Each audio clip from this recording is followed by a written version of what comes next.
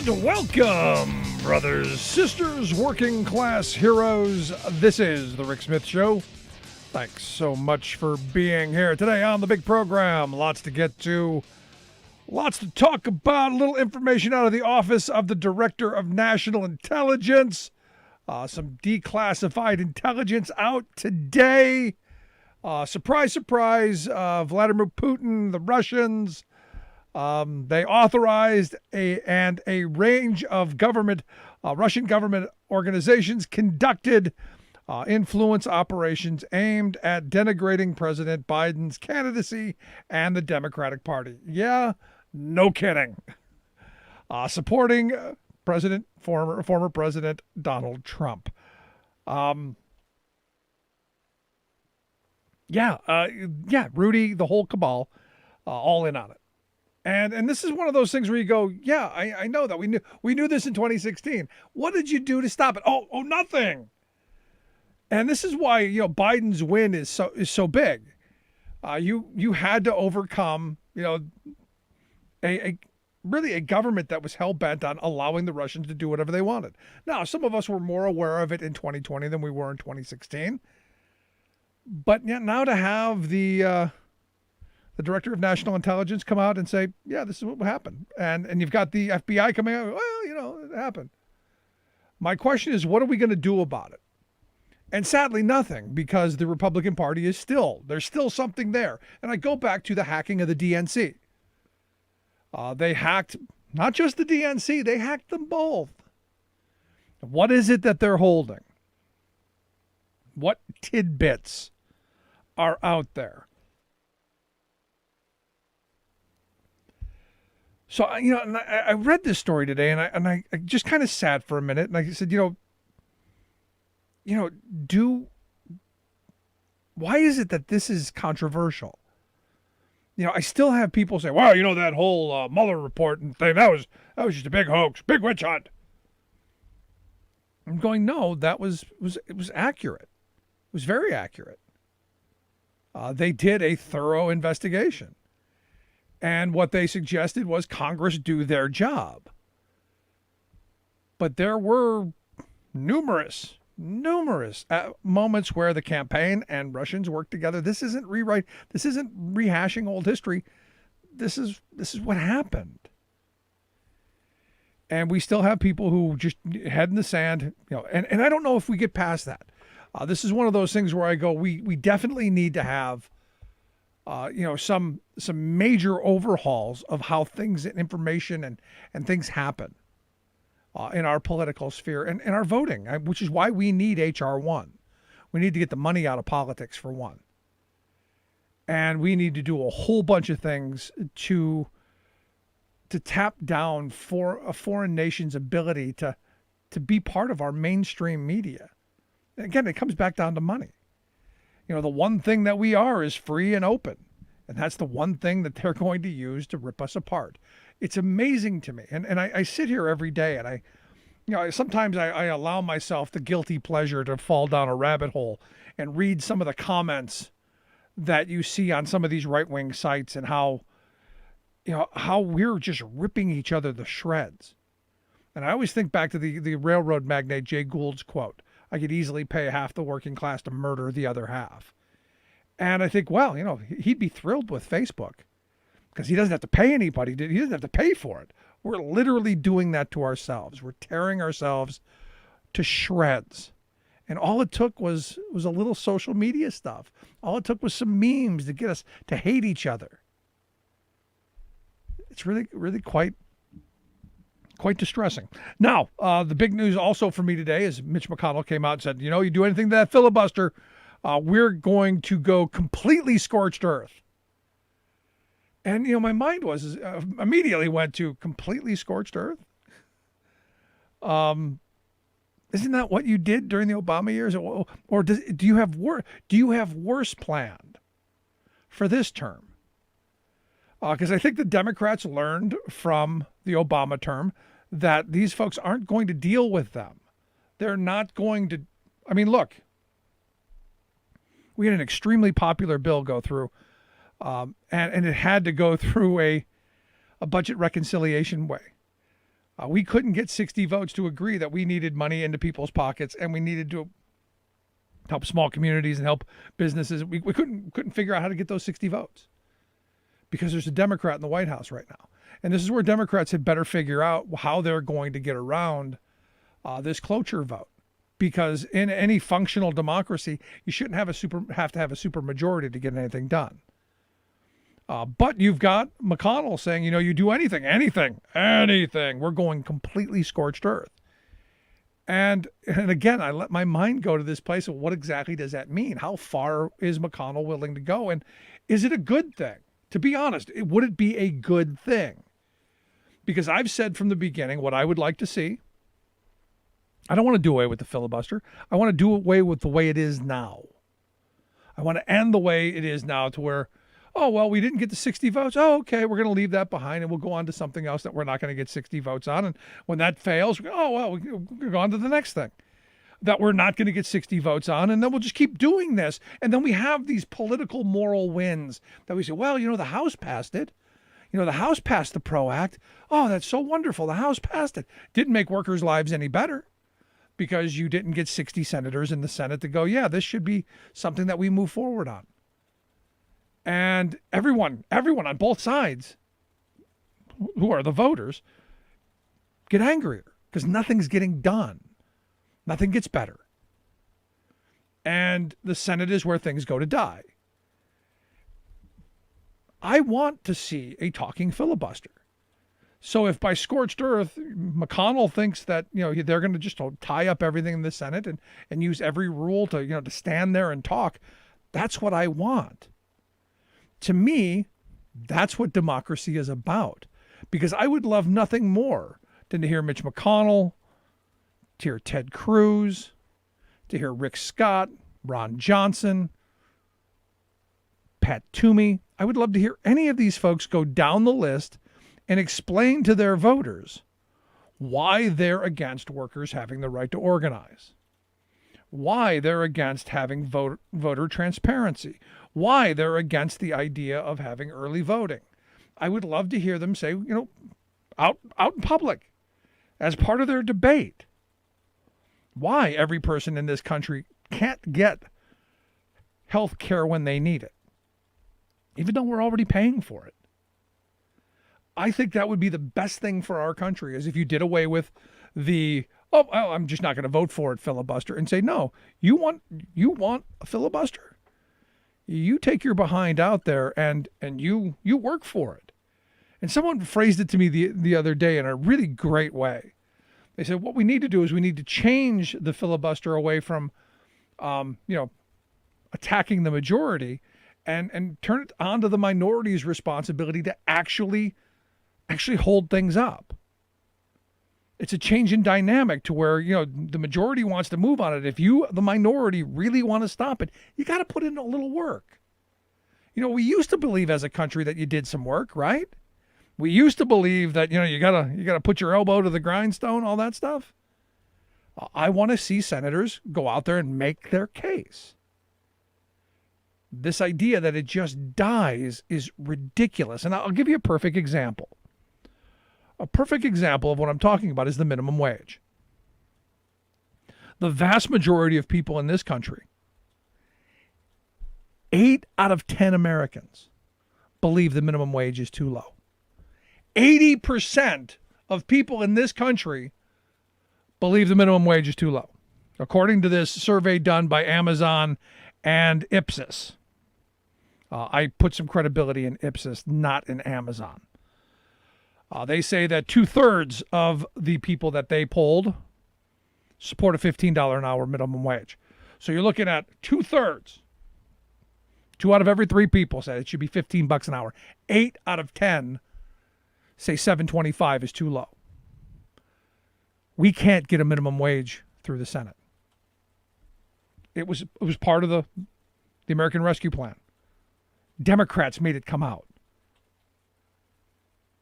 I would have loved to have seen people have to stand there and defend the fact that why they're against raising that minimum wage. But when you have 80% of the people saying we think it's too low, it needs to be raised, and you can get nothing done, Houston, we have a problem. Now, I can tell you what the problem is. The problem is the Republicans in the Senate and a couple of Democrats. Joe Manchin, Kelly Simona, Kristen Simona. I don't know why I keep calling her Kelly. I'm going to figure out why, but maybe because Mark Kelly is the senator from the state as well.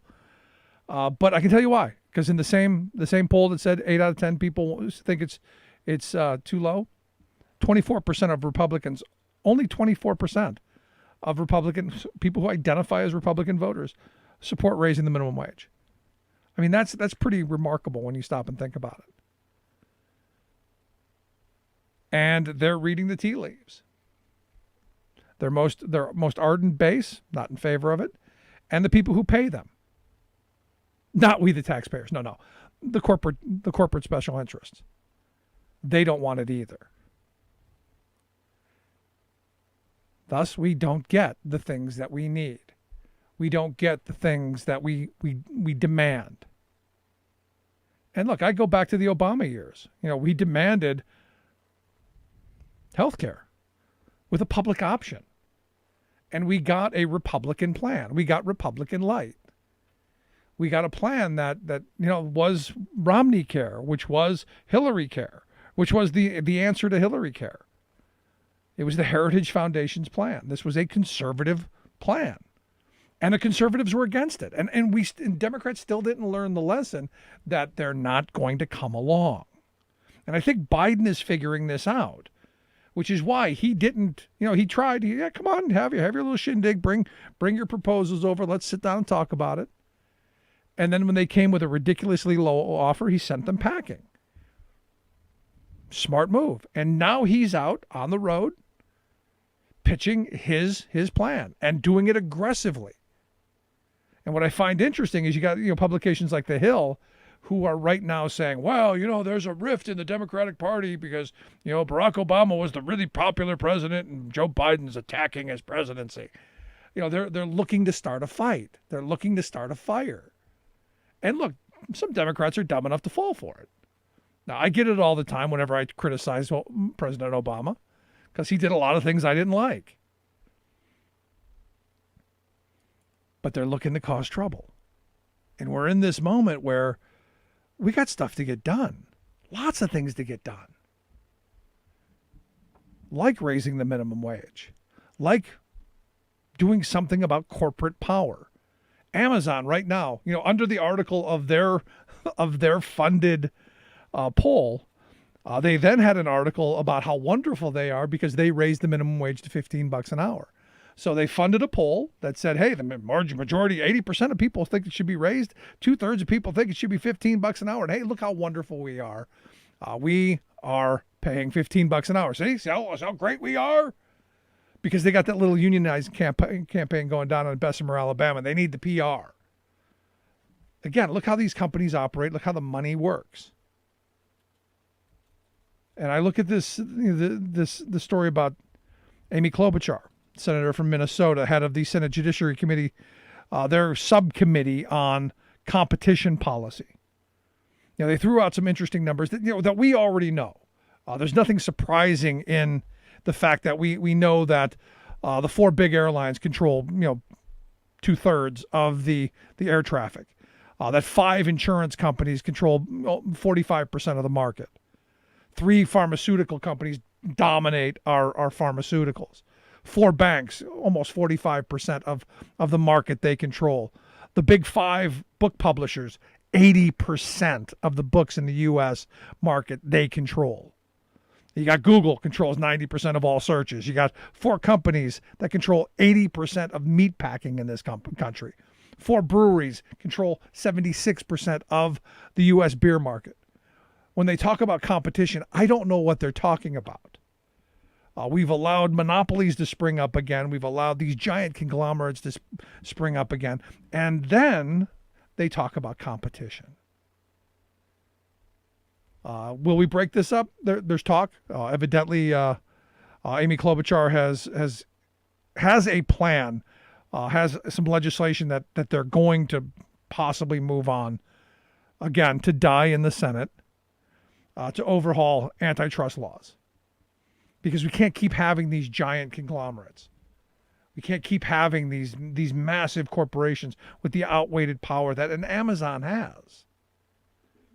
It doesn't work. And the power that Amazon has is, well, we're going to see at the end of this month how this election down in Bessemer, Alabama plays out. But if you look at the money that they're spending and some of the stories coming out of it, it's incredible. And this is where I understand the anger on the right. And I do. I understand that small town America has been decimated because of a bunch of things. Giant monopolies and consolidation and bad trade deals and all of the things that when you sit down and you talk with a Trump supporter are usually the first things out of their mouth. It's the economy, stupid. They lost good union jobs and they got, here's a credit card. Here, go into debt. There was nothing for them. And this is where I'm hopeful that in looking at this Biden presidency that he gets this, that he understands it. And one of the things he talks about all the time, and I've brought this up before because it's one of those things that I kind of identify with. He talks about as a kid, when his family lost their house in Scranton. And, he talks about, how his father had to, climb up the stairs and tell the kids that, sorry, this isn't our house or your room anymore. And how that was imprinted on him, and how that was something that sticks with him. And I'll tell you, I think the fact that he gets that is why we're going to see a much more expansive government doing things that are going to help people get ahead. And that, to me, is transformational. And I've had some Democrats, well, what's he done? He's not transformational. No, that thinking that government can help is transformational. It's undoing the Reagan era. This is a direct attack on all of that supply side voodoo Reaganomics. This is taking us back to a time where government's a partner. And with good policy, we can make good lives. Just a matter of us getting it through the Senate, where everything goes to die. And if Mitch McConnell wants to threaten scorched earth, I see the Democrats, they have to push him on that. I'd love to hear your thoughts. You can email me, rick@thericksmithshow.com. I'm going to take a quick break. When we come back and talk a little bit about Amazon. Stick around. Right back. More American than workers standing up, and the union gives a voice to win. On the Rick Smith Show. I'm Rick Smith, and this is Labor History in 2. On this day in labor history, the year was 1911. That was the day Big Bill Haywood of the Industrial Workers of the World gave his speech on the general strike.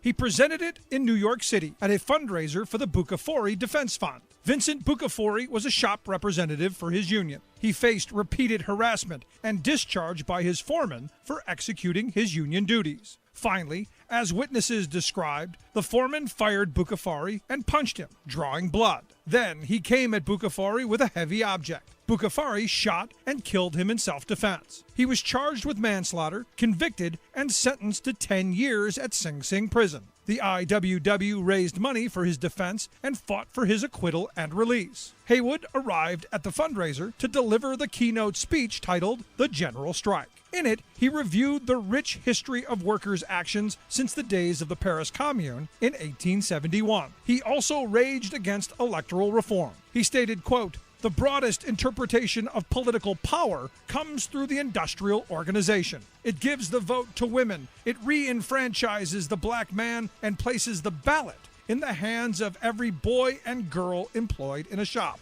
Makes them eligible to take part in the general strike. Makes them eligible to legislate for themselves where they are most interested in changing conditions, namely in the place where they work." He continued, quote, "You have all the industries in your hands at the present time. There is justification for political action, and that is to control the forces of the capitalists that they use against us. That is the reason that you should fully understand the power of the ballot." Labor History in 2 brought to you by the Illinois Labor History Society and The Rick Smith Show. For more information, go to laborhistoryin2.com, like us on Facebook, and follow us at Labor History in 2. Welcome back to the Rick Smith Show. Now, here is Rick Smith.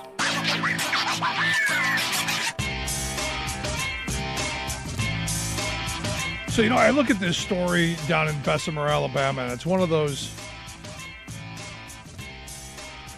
things, as someone who has worked to help people join and form unions in the past, and some of the obstacles that are in place. It's one of those things that I'm watching these stories come out of Alabama, and the amount of power that Amazon has, the amount of control, the fact that they're hiring disorganizers and paying individuals $10,000 a day to tell workers that somehow, paying 2 hours of a month of their paycheck for representation is a horrible thing, and the unions just want their money. It is quite remarkable to me.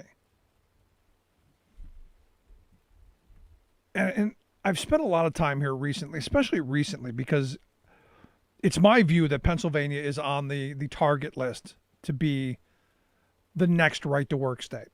I know all of the right-wing groups are just all a Twitter over the possibilities of moving Pennsylvania into a state where, like Wisconsin, and Wisconsin's a perfect lesson for what could happen here in 2023 if you get a Republican governor elected in 22. And what happens when those institutions are destroyed? What happens when workers have an even more difficult time of organizing and holding on to their unions as these companies get much, much more aggressive in their avoidance, in their busting? And, this is one of those things that, no matter what your political background is, every working person should be in favor of being a member of a union, because it comes down to a contract. It comes down to laying out what your work description is. It comes down to what the costs of things are. It comes down to, what the wages, the hours, the conditions, all of that come down to. And it's one of those things where you back this up and you look at the fact that the pendulum has swung so far to the side of employers, so far to the side of the union busters, so far to the extreme that something has to be done. And I look at what's going on in Bessemer right now, the fact that you can't even go to the bathroom without being assaulted with anti-union propaganda, that they had the power to get the city to change the street lights, to change faster, to get people through, so those organizers who are standing outside don't have a moment to talk with somebody. That's power. And one of the guys down there working on the stories that are happening is Dave Jamieson. He's a labor reporter with Huffington Post. Dave, thanks for taking time for us. Hey, Rick. Good to talk with you. So, I'm looking at this story that's going on down in Alabama, and I'm hopeful. A month ago, I would have said that there was no chance. I'm in the position now that I'm hopeful that a positive outcome comes at the end of the month. I'm curious what your thoughts are. Yeah, it's look, any union is going to be a big underdog here. I mean, Amazon is just a extremely powerful company, extremely anti-union, as we know. And it's a huge bargaining unit. There's a lot of challenges. There's really high turnover.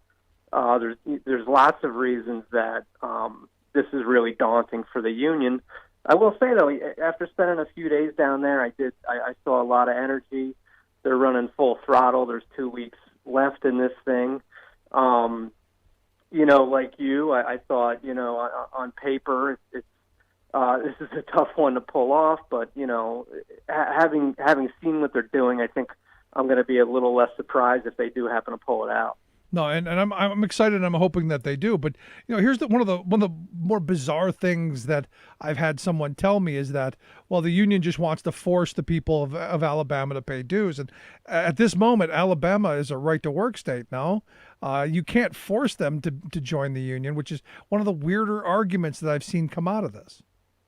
Yeah, it is. Amazon has made this, much of it about dues. The slogan they came up with is "Do it without dues." Of course, as you know, they wouldn't be required to pay any fees to the union if the RW does win the election. It's an interesting argument for the company to be making, but you also hear the same kinds of messages you hear in any campaign, where supervisors are saying, that it's going to disrupt things, it's going to complicate the work, really all the kind of normal things we hear. And one thing I've been trying to convey to people is that there's really nothing extraordinary about the anti-campaign here that Amazon's running. It's really just kind of the normal playbook. I think it's been scaled up because of the size of the bargaining unit. We're talking about almost 6,000 workers. And it's going to be a while before we know how much money Amazon is actually spending here, because it takes a long time for these disclosures to come out through the Labor Department. But we do know, they have one firm where they're paying $3,000 a pop on each consultant per day. For that firm, it could be, looks like maybe around $10,000 per day. Another firm that hasn't disclosed the fees. There does seem to be quite a bit of consultants, still there in the facility. They're not doing captive audience meetings the way they were earlier. That's because the election is happening now. You can't do that. This is a very unusual situation to have such a long mail-in ballot period. It's 7 weeks of voting. So it's an unusual situation, but what we're seeing out of Amazon is really pretty typical. No, so you think it's typical? I had someone tell me that there are people walking through the warehouse with sandwich boards with anti-union propaganda on it. I don't know. Is that typical? I have not heard the sandwich boards anecdote. What I'm hearing is at this point it's one-on-one meetings. Supervisor swings by the workstation, maybe pulls you aside. You got your ballot. You need help on anything. It's that sort of game, which I do think is quite common. And the firms they've brought in, it's the same consultants that show up in a lot of in a lot of campaigns. They had Morgan Lewis handling the litigation and likely advising them on a lot of this stuff. So yeah, I do think it's typical. One thing that organizers told me is they do feel like it is like it is pretty sophisticated though, and that the company that they have been to some degree effective with this, and so it takes a lot of work on the union's part to try to counter that. Now, you had a story out here recently about the organizers who have been camped out in the entrance for the last 5 months.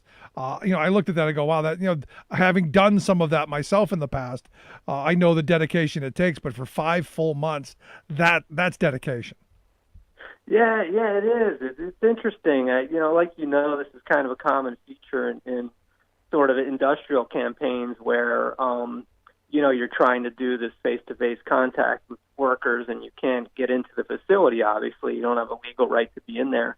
So you're trying to do all of this from the outside. And, I talked to people who've been there since the beginning, and they were there, in the winter when it was freezing cold out. Early on, they were there 24 hours a day, because you have multiple shift changes at the warehouse. And they didn't want workers to come out and not see anybody there. Eventually they scaled that back, and they're focusing mostly on shift changes now. But the idea, and that they're going to be there through the election, is they don't want workers to come out and think that they collected union cards and then headed out.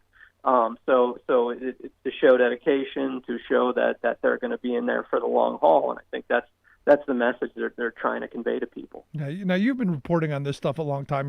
You're, in my opinion, one of the top 2 or 3 labor reporters in the country.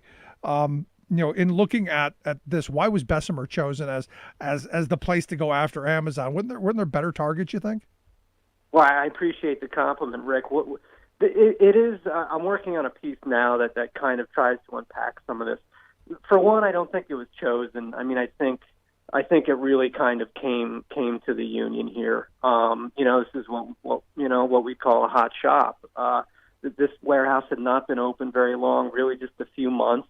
During COVID, there were problems there, it seems, and the union is active down there. They represent a lot of poultry plants in Alabama.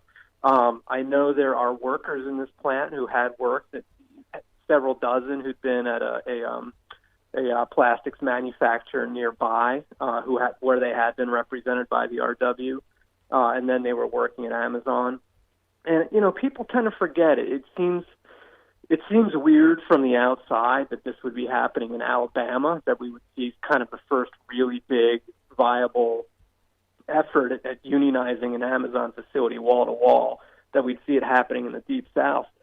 But keep in mind that the union density is pretty good down there, actually. It's I'd have to check the numbers again, but it's maybe the best in the South, or among the best in the South.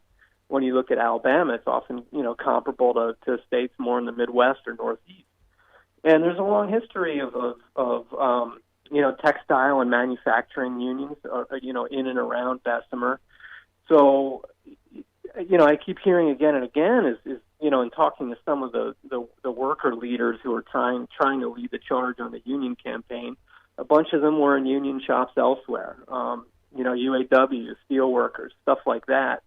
So there's familiarity with unions, how they operate, people who've been in collective bargaining before. And so I think it's kind of not shocking when you look at a lot of that this could be happening there. And I think that could be a big factor if the union manages to pull this out. It's sort of the union roots that are there, talking to people who are on the phones a lot, talking to workers. They say, a lot of the pro-union workers will say, my uncle said I got to vote for the union. My grandma, she was in a union. She said I got to vote for the union. So it's a factor there. If you don't know this area, it might seem strange, but that's the reality. So what you're telling me is there's a culture of it there that may not be in other places. So this is, because when I first heard, I'm going, wow. And then I looked on the map. I go, oh, it's near Birmingham. Makes a little bit of sense because I do know that there's a good union presence there in Birmingham, and it kind of put into pieces what you said. So it kind of makes sense. Are you making any predictions? Any thoughts? I don't. I don't. As you know, there's no polls on this stuff. I'm not going to go out there on a limb, right? And make any predictions. I would caution. And look, people like me are out there writing lots of stuff on this because there's tons of interest in it, and I think people, on the left are really itching for a big victory. Particularly in the South, let alone against Amazon.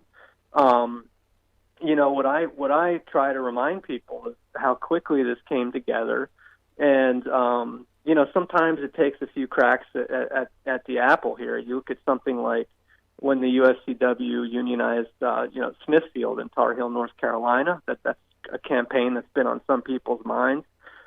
That took 3 tries and many years before they were able to successfully do it.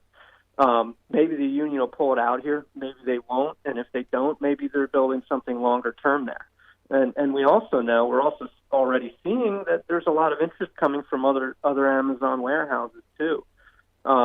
Teamsters are working on stuff too. And we know the RW has had union cards come in from places all over. So, win or lose, maybe this is the start of something. Yeah, but here's the thing, and this is where I come back to. It shouldn't be this difficult.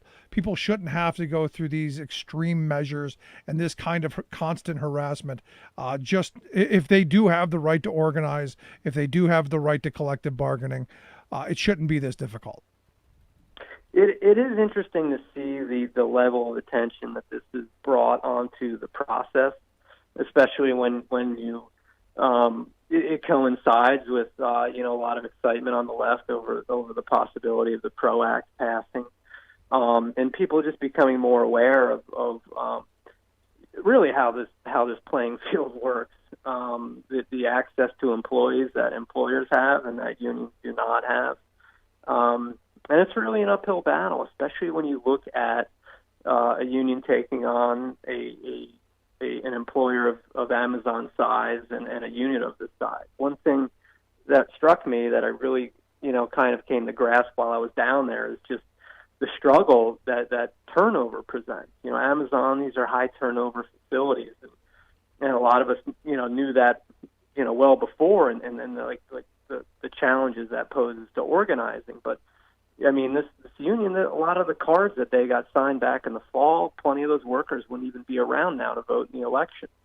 That's the reality of it, because some people are in and out of these places, and that becomes, really hard to build a long-term campaign when you're just kind of constantly treading water like that. Right. So, it's another reason that this is, an enormous challenge. And I think I tell people that even getting, the union says they got 3,000 plus cards signed, out of a facility of 6,000. And one reason, they say they didn't try to do more was just because you gotta move at some point, when you're fighting this turnover anyway. So I think, it's kind of remarkable that they were able to get that many cars to begin with. No, I'm right there with you. But for me, in looking at this, and I'm anxiously awaiting the results at the end of the month. This just magnifies my belief that we need to have comprehensive labor law reform, and regardless of what the outcome is, this shouldn't be this difficult. And I'm glad to see that Joe Biden came out and gave a statement in a very historic fashion. Absolutely, and it was a tremendous deal.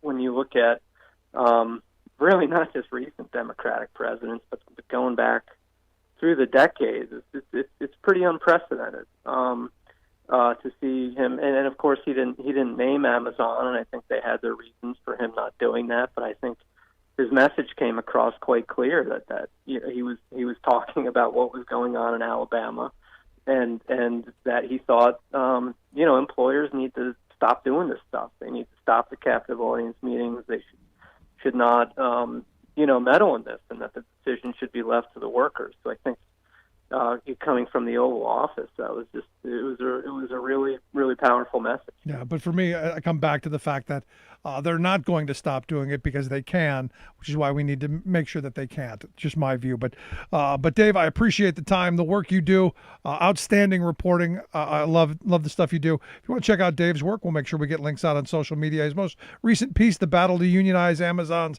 Alabama Warehouse, started right here. We'll get links out so you can take a look at that. Dave, as always, I appreciate the time, man. Always great talking with you, Rick. Take care. Good stuff. Thanks so much. Let's take a quick break. Right back. Stick around. You're listening to The Rick Smith Show. Remembering that united we bargain, divided we beg. Rick Smith.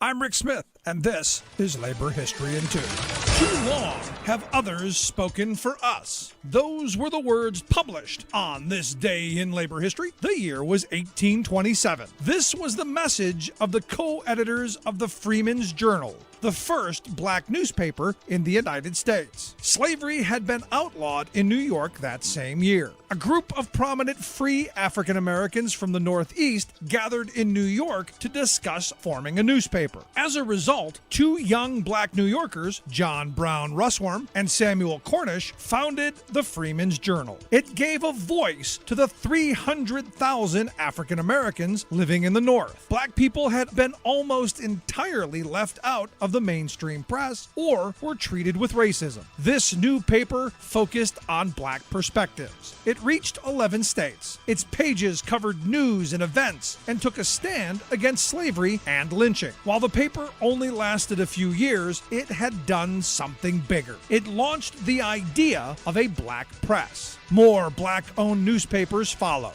Before the Civil War, these papers became a leading voice in the call to end the early 20th century. Black newspapers in northern cities published articles, political cartoons, and advertisements about northern employment opportunities for African Americans living in the Jim Crow South. The black newspaper, the Chicago Defender, was one outlet that led this charge. In 1916, the paper published a political cartoon showing a black man with a broken ankle chain. The word labor was written across his back as he headed toward a train car labeled Northern Industries. It's estimated that 1.5 million African Americans moved north during the Great Migration between 1915 and 1930, transforming the labor force of northern cities.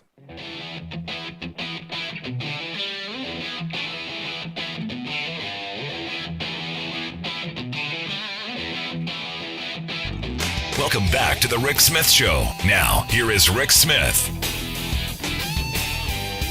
So a new International Labor Organization report out titled World Employment and Social Outlook, they're saying that there's a potential of 24 million new jobs that could be created by 2030 if we just move to a more green economy. They're not saying a total green economy, just a more green economy.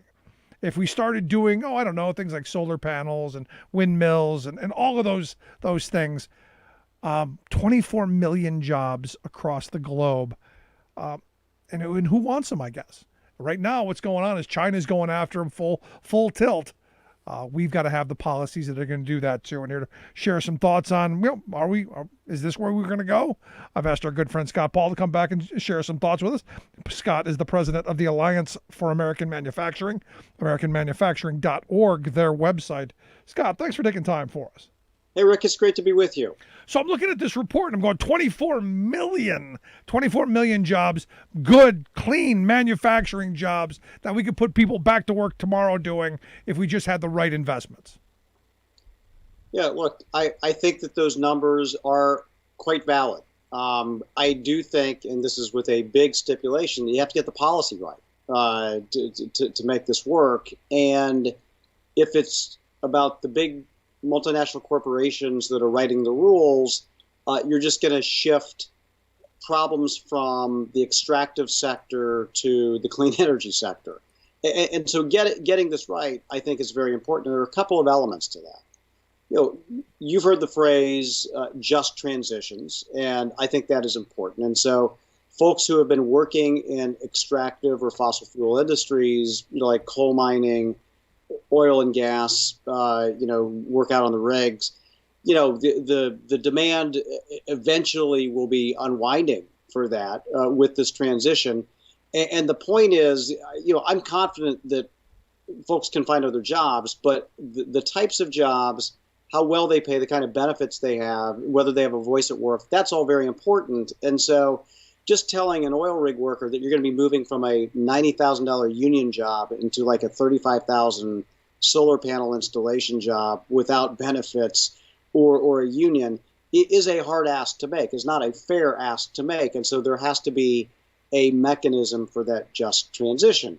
And then the other big question is particularly for producing these clean energy products, the manufacturing of these clean energy products like electric vehicles and lithium-ion batteries and wind towers and electric charging infrastructures and solar panels.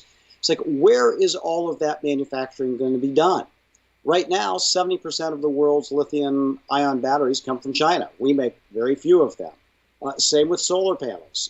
Wind, we import most of our wind towers. And so if we don't get trade policy right, if we don't get tax policy right, if we don't get procurement policy right, there may be 24 million jobs, but there may be very few of those in the United States. And so having a plan that says we want to make this stuff here as well as deploy it here to make sure that we realize not only the climate benefits, but the jobs benefits is critically important. Now, I'll just close that thought by saying this. I do think that's something the Biden administration understands. Right. And has given signals of that through the Build Back Better plan and the Made in America procurement aspects of it. And so I do think there's an understanding of that. But again, there will be these big multinational companies that say, we don't want these rules attached. We want to bring this stuff in from China. But simply trading foreign oil for foreign solar panels is not going to be a great trade-off for American workers. We've got to make this stuff here. No, I absolutely 100% agree with you. But here's my problem. I lived through the Obama years. where Republicans lost their minds over Solyndra and all the investments we tried to do in getting solar panel companies up and running. In fact, they used to make windmills here in Pennsylvania. That plant, I think, is gone. In fact, they were steel workers, if I'm not mistaken. Yeah. Those are gone now because we didn't have the policy right. So back to your original point, we got to get the policy right. Yeah, we do. I think the one thing that has changed from the Obama era, I mean, not only is I think there new thinking in the Democratic Party on some of that, I think there's also new thinking in the Republican Party with respect to China and competition. And there's less of a willingness on the part of congressional Republicans to say, well, you know what, made in China, even if it appears to be a little cheaper, that's going to be okay with us. I think many Republicans see this as a security concern. Some may see it as a way to, win votes from the working class. I don't know what the motivations of all the Republicans are, but I do think there's a greater realization that we have to be smart about how we do this, and simply just saying, no, let's bring this stuff in from China is not going to fly anywhere. That's, to me, that's a good thing for getting us where we need to go, to making sure these jobs are good jobs in America, and that we're meeting our climate goals at the same time. Yeah, no, but back to your point about, trading, foreign solar panels for the dirty foreign oil. That's a perfect frame. And it's one of those things that I think my Republican friends, some of my conservative friends could get on board with. They're the ones who are always saying, no, we're producing our own oil here. We're energy independent. Well, we should be manufacturing independent as well, I believe. Yeah, I totally agree. And we're one step away from that. We just have to connect those dots. It starts with leveraging the power of the federal procurement market, right? So when Joe Biden says, I'm going to electrify the government vehicle fleet, I'm going to electrify the Postal Service fleet, and we're going to make those in the United States, that helps to create some scale. That helps to run up some supply chains. He also wants those to be good jobs. Right. And so, there needs to be community benefits that are attached to that. And so I think that starts to get us where we need to go. And I will say, our automakers, don't always get everything right. They miss a lot of stuff too. But sending clear signals now about what their electrification plans are in the future, I think is critically important. And now it's incumbent on, labor, business, and the public sector to work together to make sure that the supply chains are going to stay in America and, in fact, are going to grow in America. And hopefully, Rick, one day we can become a major exporter of these automobiles and these battery charging systems as well, because we're generally pretty good at making complex things. It's just that our policy has fallen off the rails, and we have to get it back on the rails. I think. I'm right there with you. But I'm looking at this moment. Now we're very, very early into the Biden presidency, and this is probably a much bigger idea than we've got. Just in a little over a month in, almost two now. I'm looking at what we're seeing as transformational. We're undoing a lot of what the Reaganomics kind of mentality was, and this idea that government can raise conditions, that we do procurement in a way that raises conditions, that we attach ideas for a better society to our spending, and that government actually does spending to make things better is a huge change, a sea change, if you will, that I'm hoping is a central tenet to what we're going to see for the next 4 years.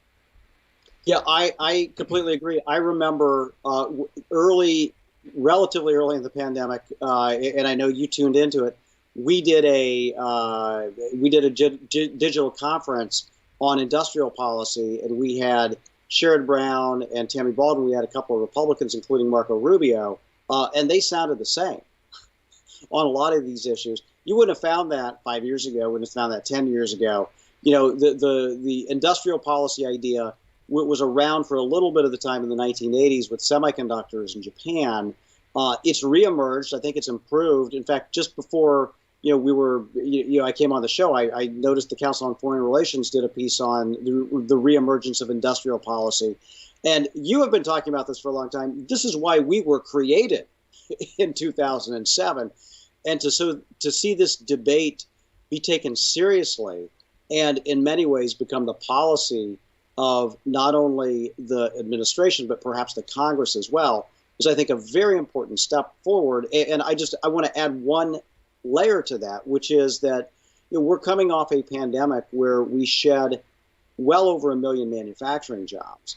And in past recessions, we have never fully gained back all the factory jobs that we've lost, whether it was from the Great Recession, we never got back up to that level, or the early 2000s, or the late 1970s. We've never recovered the jobs lost in recession.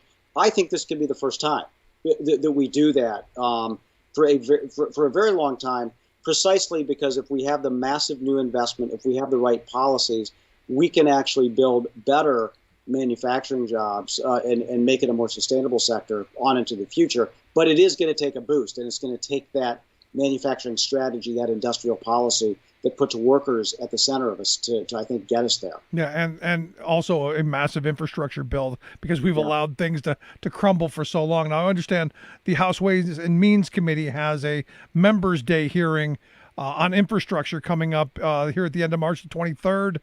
And I also understand that the Transportation Committee has a hearing on April 14th.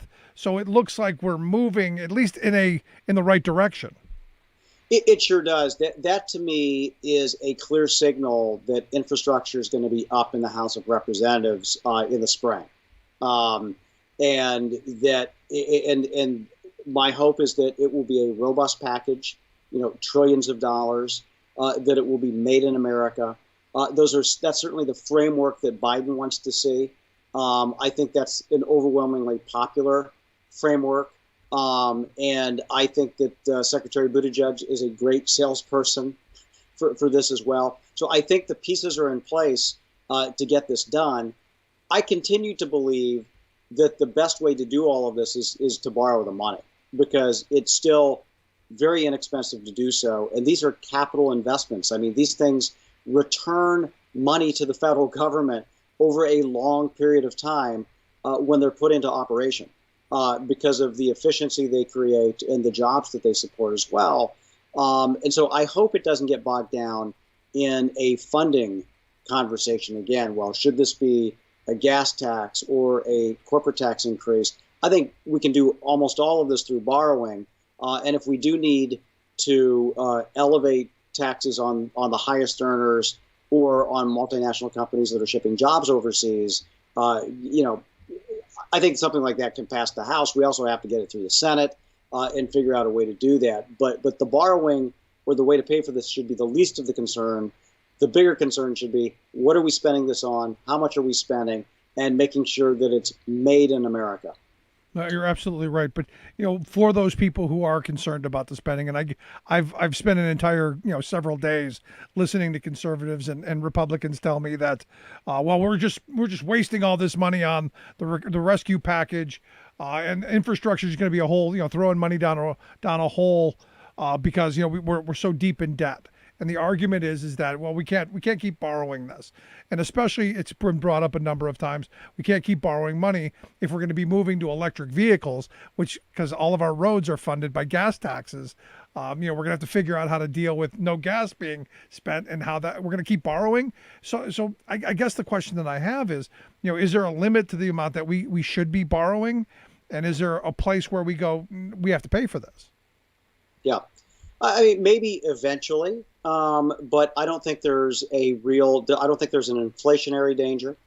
I don't think that there is a fiscal danger. And as I said, the things you want to borrow money for, let's think about it this way. People don't like to necessarily borrow money to go out to a restaurant or you might put on a credit card, but you're probably going to pay it back if you have the means to do so right away. But something like a house is a capital investment, and that's because it can return something to you down the road. And so this is the type of stuff that we should be taking out money to do, because there will be a return to the United States of America. Where there's not a return, quite honestly, are these corporate tax cuts without any strings attached. Who does that benefit? That benefits the very wealthy. Yep. Where it benefits corporations that are just hoarding cash and not investing in the future, not investing in their workers. And investing in our nation's infrastructure is a much wiser way if you're going to borrow or if you're going to take funds away from the Treasury somehow, because there will be a broadly shared return to all of us, assuming this is done equitably.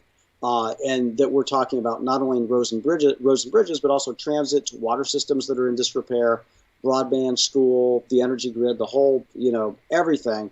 The return on society is too great to ignore. And so that borrowing conversation never comes up when it is Republicans talking about defense spending, interestingly. And I don't call the question on them either. I don't know why they're calling the question on us now, other than it seems to be a very partisan exercise, and they become deficit hawks when it's convenient for them to do so. Yeah, but it's always been weird to me because, I guess I'm old enough to remember a time where infrastructure wasn't partisan, Right. where everyone wanted to bring something back to their district and make sure that their roads were paved.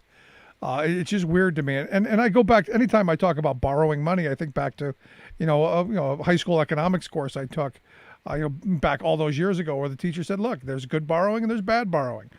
Good borrowing is you lose your job, and you take your credit card and you run out and go on vacation. That's bad borrowing. You lose your job, you go out, you buy a suit, you get a resume, you maybe take a couple of classes, you improve things. That's good borrowing. I think paving our roads and broadband access for everyone and increasing the ability of our airports and our waterways and all down the list, I think that's good borrowing. 100%. I don't know anyone who looks at this issue from a rational perspective rather than a partisan perspective who would disagree with that point of view. This is unquestionably, some of the best kind of borrowing you could do. And you know what? We know this. We know this because the money that was allocated in the Recovery Act in 2009, the biggest return to the economy actually were the direct payments to the very poor, like the food assistance to the very poor to help them get back on their feet. The next biggest category of the things that work well was infrastructure. And it's precisely because of that. It creates construction jobs, it creates manufacturing jobs, which benefits those workers. But broadly in society, it reduces commute times, it increases access to broadband. I mean, it does all of this stuff that has a value attached to it. And at the very bottom of that were the tax cuts. So, this is simple math, simple fiscal common sense, and I'm optimistic that we can get this across the finish line. And yeah, it will start in the House of Representatives this spring. We're pretty excited about that. Good, and as long as we keep it, do this work under prevailing wage with project labor agreements, those wages, those good wages will have a reverberation effect across the local economies and create even more economic activity and good jobs and all of those things. I'm looking forward in a more positive way than I have in quite a while. So I'm pretty excited about where things could go, again, if we get the policy right. It's that simple. Scott, I appreciate the time. As always, good stuff, my friend. Thanks, Rick. Thanks for having me on. Scott Paul, the president of the Alliance for American Manufacturing. Make sure you check out their website, AmericanManufacturing.org. Quick break, right back. Stick around. You're listening to The Rick Smith Show. Remembering that united we bargain, divided we beg. Rick Smith.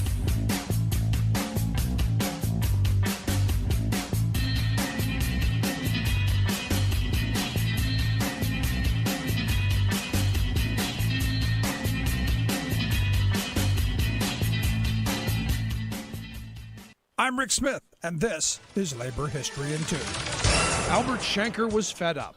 Mr. Shanker taught math at a junior high school in Astoria, Queens. He and his colleagues felt they were underpaid and not respected. The assistant principal of the school even spied on their classrooms with binoculars. The teachers felt they had little power to change things because of how divided the teachers were. There were more than 100 representative organizations dividing New York teachers along lines of ethnicity, gender, and subject matter. The Teachers Guild was the only group affiliated with organized labor, but they only had 1,500 members of the approximately 45,000 teachers in New York City. Schenker decided to join the Guild anyway, and with the support of his fellow teacher Dan Sanders and the American Federation of Teachers organizer David Selden, they started holding meetings. The meetings included talks about unions, drinks, and guitar music. More and more teachers began to attend. In 1959, 1,200 members of the High School Teachers Association walked off the job in a wildcat strike. Even though the HSTA was a rival organization, the Guild members supported the strike.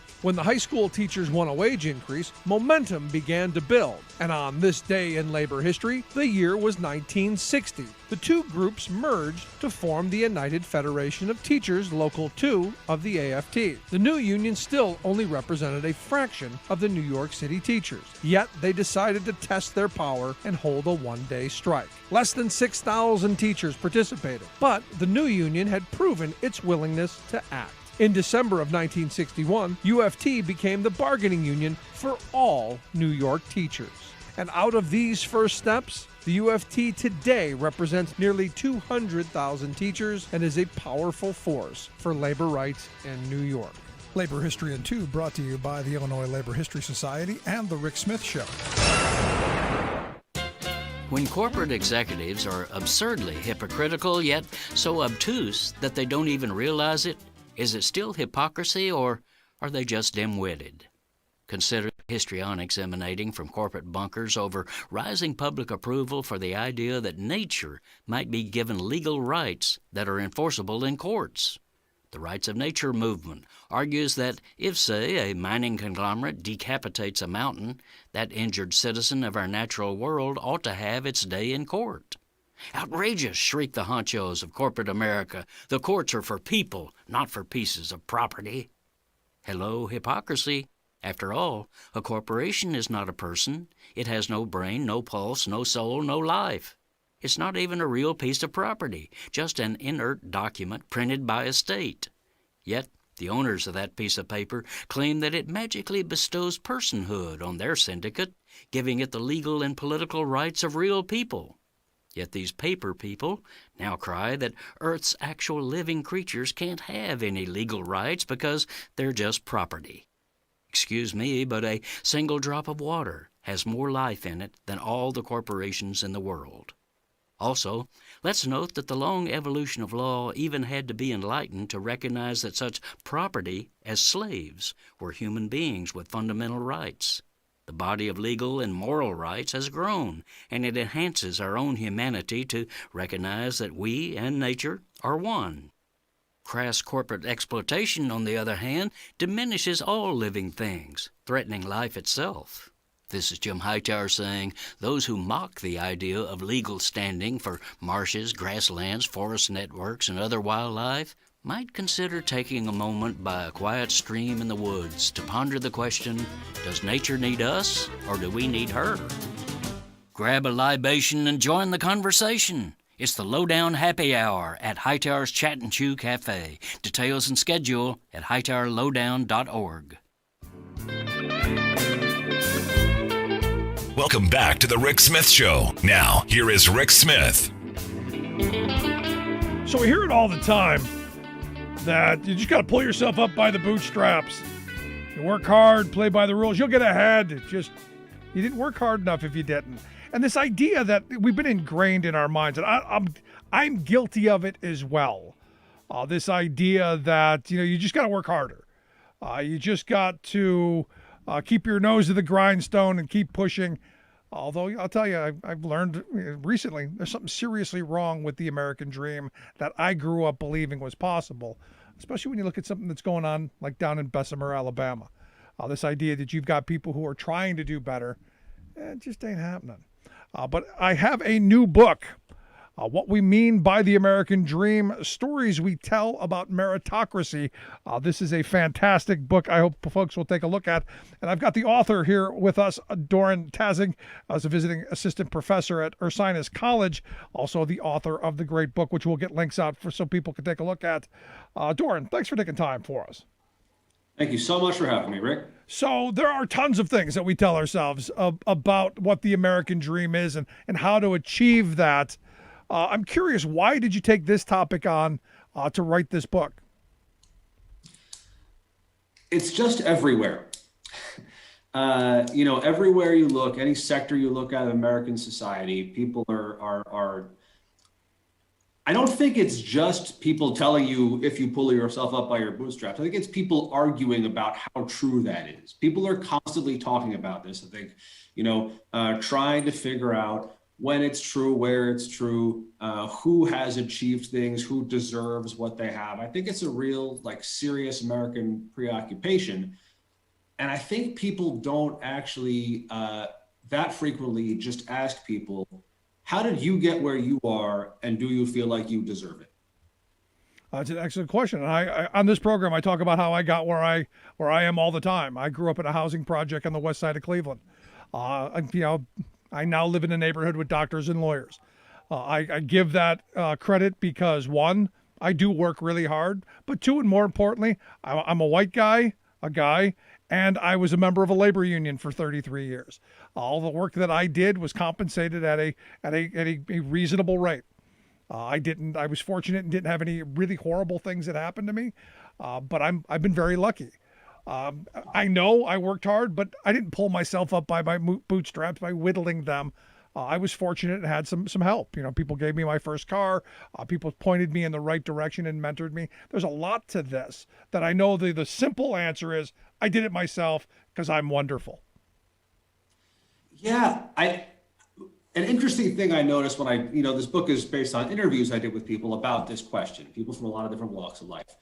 And an interesting thing I think I noticed is when you ask, regular people, how did you get to where you are? And they tell you a story, they tend to tell a complicated story like what you just did, right? They'll talk about the things they did. They'll say, I worked hard, or I have a natural talent for X, Y, Z, or I made such and such good choices. They'll mention the individual factors. But, Americans have this reputation for believing in the bootstraps myth, right? For thinking we all do it ourselves. But if you ask people how they actually got there, people understand that there are external factors that matter in their lives. And so people will talk about, my parents taught me, I had such and such good parents, or somebody gave me this car, or I had this lucky break, or I had a great mentor. People are aware that these things matter. It seems not to register in our politics as much as I'd like, and I think as much as a lot of us would like. This level that people understand our individual lives on, understanding these other things matter. I think it needs to be reflected in our politics more. So how do you hope this book is going to be received? And how can if when I'm reading through it, what is it that you hope that I see, and how I change my outlook on how I got where I am, or is that not the point? No, I'm happy. Well, I don't want to tell you how to think differently about your life, but I will tell you what I hope people will sort of take from the book and think about differently. Is I think frequently in these conversations about meritocracy, and meritocracy is this idea that we live in a society where everybody gets to about where they deserve to be based on their efforts and their ability. Yeah, I don't buy that at all. That's the way society works. No, I wouldn't think you do. I kind of think that question's a bit ridiculous. But what we frequently have in these conversations is you have one side saying we're a meritocracy, or we're close enough, and then the other side saying, well, no, we're not, but we could be, and we should be, and we're going to get there. And we're a meritocracy except for this, a meritocracy except for that. I think something we're hearing right now, in the response to the pandemic, and I love the ARP, but it's being framed a bit as we have this crisis happening right now that has caused life in America to be unfair, and we have to get past this, because some people have been sort of knocked off the path that they were on, taking care of themselves, and then we'll be okay. But America wasn't fair before the pandemic, and it's not going to be fair after the pandemic either, right? And so what I hope people take from the book is sort of an understanding of the way people understand our own lives. there are all these arbitrary factors, and external factors out of people's control that are just sort of like a constant reality. Yeah, I mean, it comes down to you were in the right spot at the right time sometimes. You got lucky, and look, nothing bad happened to you. I've been very fortunate. I've had no real health problems. I've had none of those major obstacles in the way that a lot of people have, and I think that's part of where our discussion has to go. So from a policy standpoint, because we do like to believe that we made it on our own. We do like to believe that we're smarter or better or more deserving. Especially I have some religious friends who believe that their success is ordained by God, and you do talk about that in your book a little bit. Because we do want to try and separate ourselves from everyone else, when in fact we're no better or no worse than anybody else. So you're asking about like from a policy standpoint? Right. Yeah, I mean, look.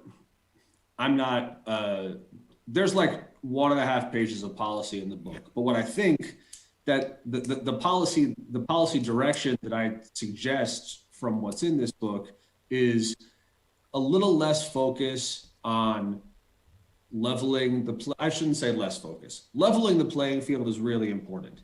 But in addition to that, it's really important to improve people's quality of life, regardless of what's happening on the playing field, right?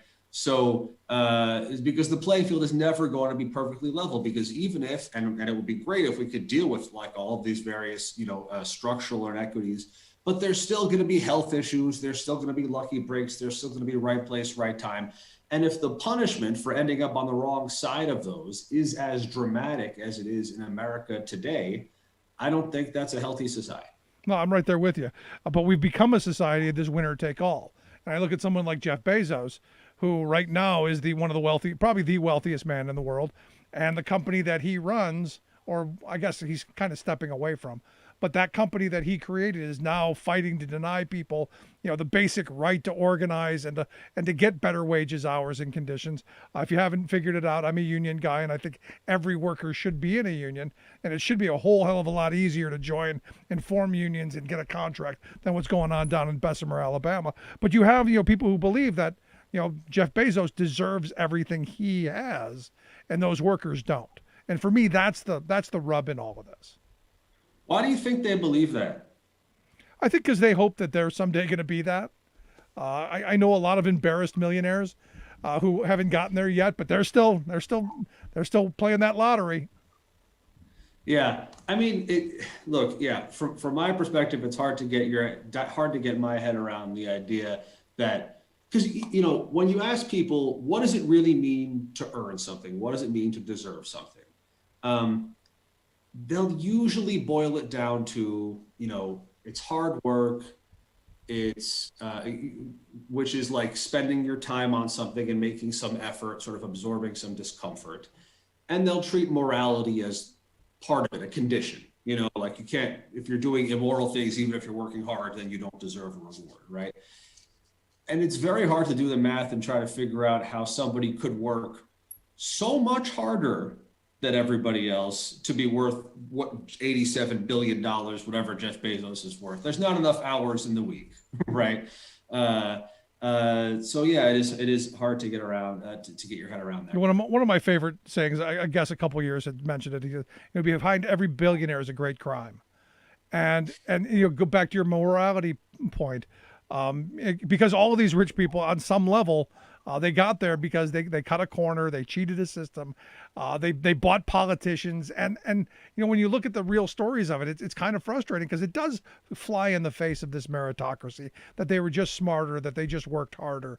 Because I know a lot of people who work really, really hard, and they're struggling to stay on the treadmill. In fact, they're falling off. So it's interesting. I mean, I think there's a growing sense in American politics. Nothing like a majority, right, at this point yet. But, I think there's a growing sense of skepticism that we live in a meritocracy. I think there's also a growing sense that we live in something like the opposite of a meritocracy.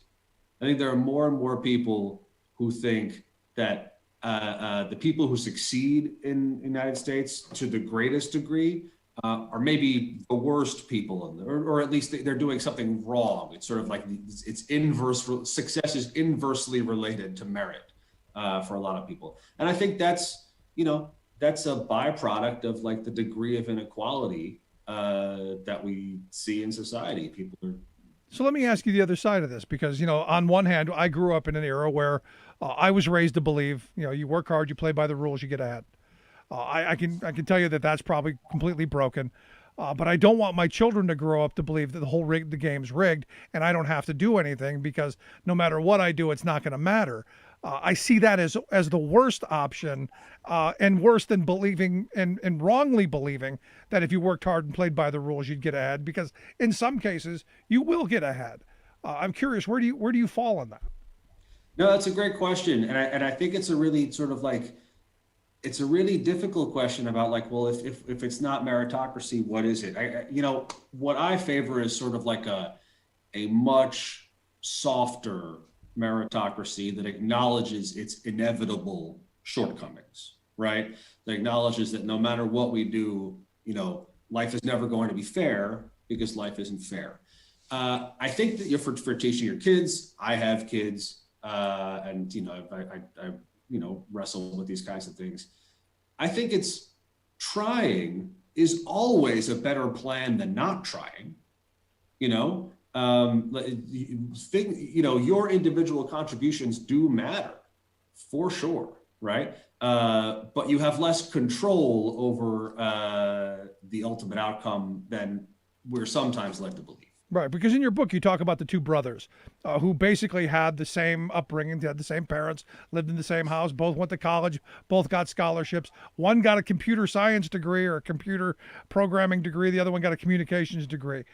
Some would look at that and go, well, of course the kid who had the computer science degree is going to probably do better than the kid who got the communications degree. And the guy who was a little more go-getter is going to do a little bit better. So how does that play? Those two brothers play in that dynamic of there is no meritocracy. Well, I mean, it's interesting that you noticed the degrees because they didn't really dwell on that, right? They dwelt on. No, I got kids, so I go back to this. You go to college, get good grades, hopefully get scholarships, all the stuff that in the book those kids. Parents told them. And then when you go to college, get a degree that's going to get you a job. And this is, again, being, someone who does have a liberal arts degree, saying, I went to college and I didn't use my degree. I ended up working as a truck driver for years. Right. Use that education for a job instead of being more well-rounded, which again comes back to that whole upbringing that I had of, life kind of is a meritocracy. Yeah. So what's interesting about these two brothers to me is, I guess you summarized their story pretty well. And I asked them both, why are you where you are and why is your brother in a different place? And the older brother, who at the time was more successful, I should follow up with them and see if that's still true. But in any event, the older brother, at the time was more successful, sort of explained it as, I think I have more drive than my younger brother. And I was like, well, why do you have more drive than him? And he was like, well, it's because of the way I was raised. And wasn't your brother raised in the same house as you, and at the time, it really sort of resonated with me as like our desperation to find an explanation that comes back to the individual, and makes sense. The younger brother didn't see it that way. He thought he was trying every which way, everything he could do to make it, and it just wasn't working at the time. So what are you hoping comes out of this book? I mean, I hope folks will take a look at it, and we're going to get links out on social media how you can take a look at what we mean by the American Dream stories we tell about meritocracy, written by Doron Taussig. We'll get the links out. What are you hoping people will take from it? I hope that we can move past that conversation about meritocracy that says either we're already in one or we're going to fix the couple of things that are wrong and then we'll be in one, and I hope we can get to a point where people sort of like have a little more appreciation, or I shouldn't say appreciation. I hope people realize that the way we think about our lives already, we can think about society that way.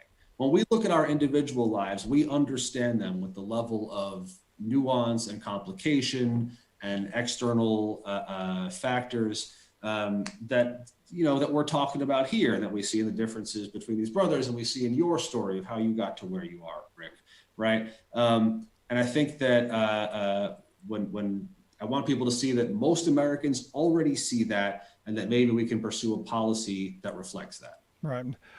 Because I'm in this moment where I'm now thinking of all the email I'm going to get from my conservative listeners who are saying, well, are you talking about socialism? All of us are going to be equal and all that. We're not talking about that, right? No, I'm not talking about that. No, I think that there are some really important principles that are part of meritocracy that it would be silly to get rid of. The idea that your birth shouldn't determine your station in life. That's like a meritocratic idea. And I support that. And I think most Americans support that, right? And the idea that like the kid with the strong arm should play quarterback, is a natural meritocratic idea. There's going to be some degree of sorting. I want the stakes of the sorting to be lower. Both in terms of economic rewards and in terms of like the dignity and the status that comes with success, because of all these factors we're talking about that go into success that are just a bit more arbitrary in a lot of cases than we acknowledge. I like the book. I hope people will take a look at it, What We Mean by the American Dream, written by Doron Taussig. We'll get links out so people can pick this up.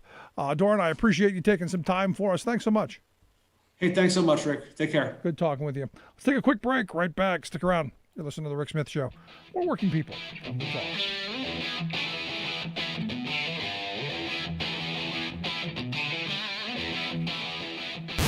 Saving work in America, one show at a time.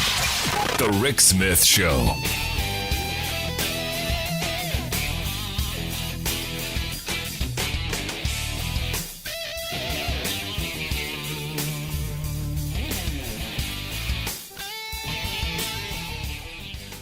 I'm Rick Smith, and this is Labor History in 2.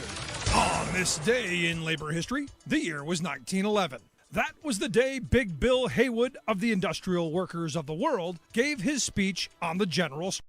He presented it in New York City at a fundraiser for the Bucafori Defense Fund. Vincent Bucafori was a shop representative for his union. He faced repeated harassment and discharge by his foreman for executing his union duties. Finally, as witnesses described, the foreman fired Bucafori and punched him, drawing blood. Then he came at Bucafori with a heavy object. Bucafori shot and killed him in self-defense. He was charged with manslaughter, convicted, and sentenced to 10 years at Sing Sing prison. The IWW raised money for his defense and fought for his acquittal and release. Haywood arrived at the fundraiser to deliver the keynote speech titled The General Strike. In it, he reviewed the rich history of workers' actions since the days of the Paris Commune in 1871. He also raged against electoral reform. He stated, quote, "The broadest interpretation of political power comes through the industrial organization. It gives the vote to women. It re-enfranchises the black man and places the ballot in the hands of every boy and girl employed in a shop.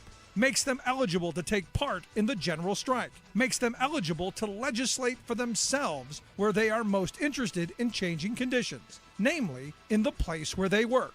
He continued, quote, "You have all the industries in your hands at the present time. There is justification for political action, and that is to control the forces of the capitalists that they use against us. That is the reason that you should fully understand the power of the ballot." Labor History in 2 brought to you by the Illinois Labor History Society and The Rick Smith Show. For more information, go to laborhistoryin2.com, like us on Facebook, and follow us at Labor History in 2. Welcome back to the Rick Smith Show. Now, here is Rick Smith. So that's an interesting concept. The meritocracy is dead. And look, I've said it for a long time. This idea, what the Republicans have always thrown at us of, this Horatio Alger, I pulled myself up by my bootstraps. I've said it before. I could easily buy into that because, look, I started off, fairly poor. I'm now doing much better than I ever thought, ever possible. And the reality is I do work really hard. I work 70 hours a week and always have. That is not. There's nothing new about that. But a lot of people do that. And I do have a level of commitment. I don't stop. But that doesn't make me special or better than anyone else. And for me, the idea of there being a policy, a way to ensure that everyone has at least the ability to do what I've done, I think is important. And I keep coming back to the reason I'm such a supporter of labor unions is because I think that's a part of it. That is a giant part of it. All of the work that I've done throughout my lifetime has been compensated at a rate that is a good rate. I could have easily done the same kind of work for half the pay and ended up much worse off than I am now, and only maybe even a little bit better or not much better than I was before. It comes down to those opportunities. And do some people get those opportunities while some don't? Yeah, unfortunately. Which is why I think talking about what Doron's book's about is this idea that maybe we need to figure out how to adjust some of that stuff. Because look, I would love to be able to go, no, you know what? I did it all myself. I didn't have any help from anybody else. Because I'm superior. I'm wonderful. I'd love to be able to do that. Now, my wife wouldn't let me, clearly, because I would be someone that you could possibly not be anywhere around. But that said, from a policy standpoint, the idea of how do you get to that point where we put reward to work and respect to work. Because I don't want to go the other way. I know that what I grew up believing isn't true. That if you work hard, you play by the rules, you got to add. I know that isn't always true. But I certainly don't want the other side of it's all broken and I'm not even going to try. I look at some areas and some of the poverty-ridden communities in our area where I've driven through, and you look at the desperation, and there's little hope because there aren't any jobs, and if you could get one of those jobs, you can't get to it. There are structural barriers, and for me, this is where public policy has to come in to help break that down. For instance, and I'll give you an example. Now, I've worked in the freight industry my whole working career. When I started, in today's dollars, the wage was like $38 an hour with the best health care you're going to get and a defined benefit pension. It was a great job. And you could work all the overtime you wanted, so you were making huge money. That has now fallen down into today's dollars, almost $26 an hour with the best health care you're ever going to find and a defined benefit pension. It is a good job. It was great. It is good because the attack on labor unions has happened and all of that stuff has just snowballed downward to wages are just being crushed. But right now, the companies that have the jobs that I've worked at, they're dying to hire people. I can get you a job tomorrow in one of those jobs. Hundreds of people into those jobs. And I don't want to go, well, it's broken. People aren't going to take those jobs. No, people need to take them. So I'm in this weird world. But I'd love to hear your thoughts. You can email me, rick@thericksmithshow.com. Maybe share your story. Tell me how you did and let us know. We'll take a quick break. When we come back, Marshall Herskovitz is going to be here to share some thoughts. Stick around. You're listening to The Rick Smith Show.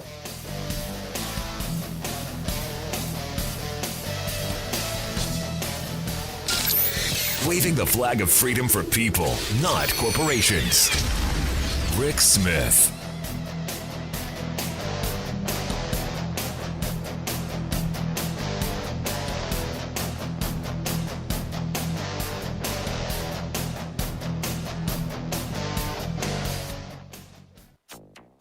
She is the first Native American to hold a cabinet position in U.S. history. Senate confirms Representative Deb Haaland's historic nomination as Interior Secretary. Tonight, growing frustration for tens of thousands in Jackson, Mississippi. Still without clean water 1 month after winter storm. Democrats turn to crafting massive infrastructure bill with a focus on climate resilience, plus an unexpected switch. February 2021 was the 16th warmest February ever recorded globally. So it wasn't that warm? It was not. That is a switch. All of those twists and more straight ahead. From BradBlog.com, I'm Brad Friedman. And I'm Desi Doyen. Stand by for 6 minutes of independent green news, politics, analysis, and snarky comment. Building roads and bridges and water supply systems and the rest has always been bipartisan, except when they oppose it with the Democratic president, as they did under President Obama, and we had to shrink the package. And you know, shrinking Obama's package is no easy feat. This is your Green News Report. Okay, Desi Doyen, where are we starting here today? The historic confirmation of Democratic Representative Deb Haaland of New Mexico as U.S. Secretary for the Department of the Interior. The U.S. Senate confirmed her appointment on Monday by a vote of 51 to 40. 4 Republicans voted to confirm Haaland, with Alaska Republican Senator Lisa Murkowski casting the deciding vote amid strong pressure from Alaska's tribal communities. Haaland is the first Native American in U.S. history to lead any cabinet agency. Her confirmation was greeted with cheers and tears in Indian country. The American Petroleum Institute congratulated Haaland, despite literally giving Republicans opposition research, including bogus oil industry-backed studies, to defeat Haaland's confirmation. Of course they did. In other news, February 2021 was the 16th warmest February ever recorded globally since record-keeping began in the 1880s. That's according to NOAA. And that's thanks in large part to the record winter freeze of Arctic air that enveloped most of the continental U.S. last month and knocked out water and power in 11 states. It was so massive it dragged down the overall global average for February for the first time in more than a decade, even as many other regions of the planet were warmer than average. And the irony here is that it was part of climate change that resulted in the polar vortex sliding off the Arctic down into the U.S. Well, that is an emerging area of science, although there is some disagreement about it. Well, I disagree with the disagreement. Speaking of that record freeze, residents of Jackson, Mississippi are still struggling without clean drinking water nearly a month after the freeze. Enough water pressure has returned to the city's systems to flush toilets, but it still cannot be used for bathing, drinking, or cooking, as much of the city is still under boil water notices with no end in sight. Jackson officials say the city's brittle infrastructure, already failing even before the storm, will require hundreds of millions of dollars to repair. Well, as I understand it, help may be on the way from Joe Biden's relief bill. Yes, it is true. There is a down payment of $100 million for state and local governments to begin repairing their critical infrastructure systems. Also in need of repair, the nation's dams, bridges, and levees. U.S. infrastructure got an overall grade of C- in the latest report card from the American Society of Civil Engineers. But the civil engineers gave stormwater infrastructure, dams, and levees a D grade, which is especially concerning as heavier precipitation caused by climate change is straining the nation's aging flood control systems. I wish someone would make America's infrastructure great again. The engineers' latest survey estimates it will cost nearly $6 trillion over the next 10 years to bring roads, bridges, and airports to a safe and sustainable level. That's about double what governments and the private sector currently spend. Well, we can't afford safe and sustainable airports. And, as you've mentioned, now that President Joe Biden's $1.9 trillion COVID economic rescue legislation was passed by congressional Democrats with 0 Republican votes, now the Biden administration and Democrats have begun laying the groundwork for another new bill to repair and upgrade the nation's decrepit infrastructure after decades of deferred maintenance have made critical U.S. systems vulnerable to the increasing frequency of extreme weather events that have been intensified by man-made climate change. A new Data for Progress poll has found 67% of voters, including 61% of Republicans, believe that we need an additional Build Back Better infrastructure infrastructure package. Only 22% of voters were opposed. Finally, some good news. The Biden administration has rescinded the Trump administration's approval of a permit in Arizona that would have allowed global mining giant Rio Tinto to build a huge, controversial copper mine on sacred Apache territory known as Oak Flat, which the Trump administration rammed through despite an executive order that had protected the area from mining for more than 50 years. For much more on all of these stories and the ones we couldn't get to today, check out our website at greennews.bradblog.com. Find, follow, and share us planet-wide on the Facebooks and the Twitters at Green News Report. I'm Brad Friedman. And I'm Desi Doyen. And this has been your Green News Report.